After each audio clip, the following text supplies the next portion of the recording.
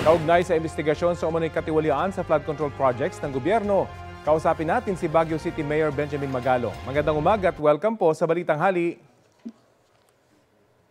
Good morning, Rafi. Good morning po sa ating mga listeners. Opo, ano po sa tingin nyo ang dapat na maging prioridad sa investigasyon ng Senate Blue Ribbon Committee ngayong karamihan sa mga contractors na ipinatawag hindi naman na nakadalo?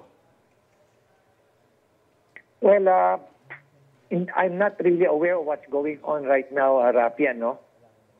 Pero siguro ang pinaka-importante talaga is makolek muna yung mga dokumento. Importante kasi yung mga dokumentos Tapos, on the basis of those documents, saka siguro mag-interview ng mga contractors, ano. And then, o kaya, instead na contractors muna, kausapin muna yung DPWH. Siguro mga pag-explainin sa kanila, ano ba itong project na ito? Kaya explain to us itong project, ano ba yung process ninyo? And then after that, you call for the contractor, no?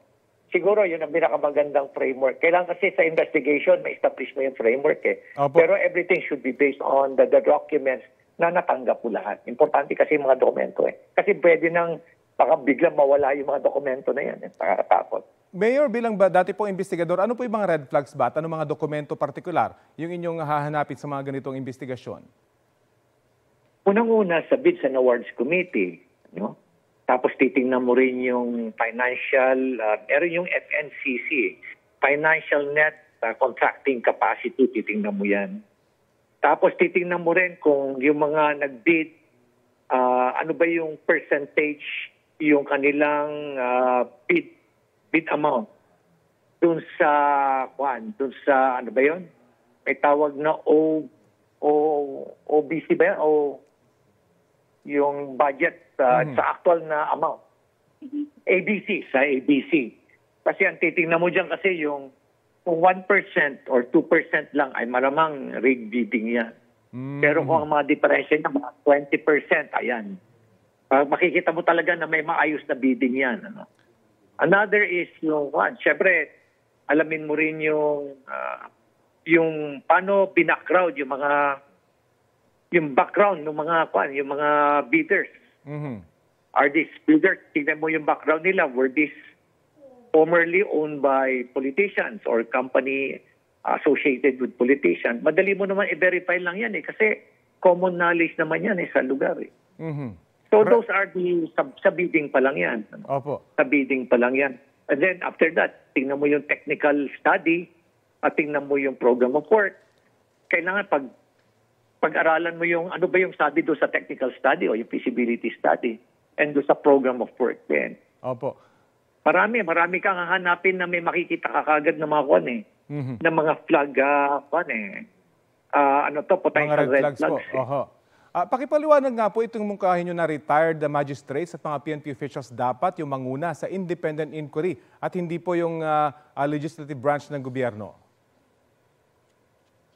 Well, kasi unang-una, ang mga nai-involve kasi allegedly are members of Congress. No? Kaya ano naman ang moral ascendancy nila na mag-imbestiga. So this time, kaya nga, just like what I recommended before do sa Mama Sapano incident, and sabi ko nga, bakit hindi isang retired justice na who is capable of managing? Kasi ang trabaho naman niya is magmamanage din. No? But siyempre, kailangan din physically fit siya kasi talagang bibisita siya, aakyat siya sa bundok, maglalakad siya ng malayo. Nangyari sa amin yan kasi nung nag-imbestiga kami doon sa mga NIA projects, kailangan talaga magkaroon ng field inspection. Opo. So, maraming pero pinakamaganda rin someone who can interpret the law, apply the necessary laws, and at the same time have a good idea of how the bidding process is being conducted, pati na rin yung mga technical aspects ng infrastructure, kahit paano madali niyang pag-aralan. May panawagan po na pangunahan nyo. May panawagan po na pangunahan nyo yung investigasyon. Bilang retired PNP official din po kayo. Ano pong priority nyo kung sakaling ganito ang mangyari? Well, unang-una, Rafi, gusto ko lang i-clarify na wala namang panawagan siguro. I just volunteered. Pero ang totoo no, kaya ako nag-volunteer is to send a strong message na dapat third party independent body ang mag-imbestiga at hindi yung mismong akusado o kaya yung mga involved ang mag-iimbestiga. It just doesn't make sense to me. Ano? Well, anyway, kung sakasakali man na ang isang priority kasi talaga is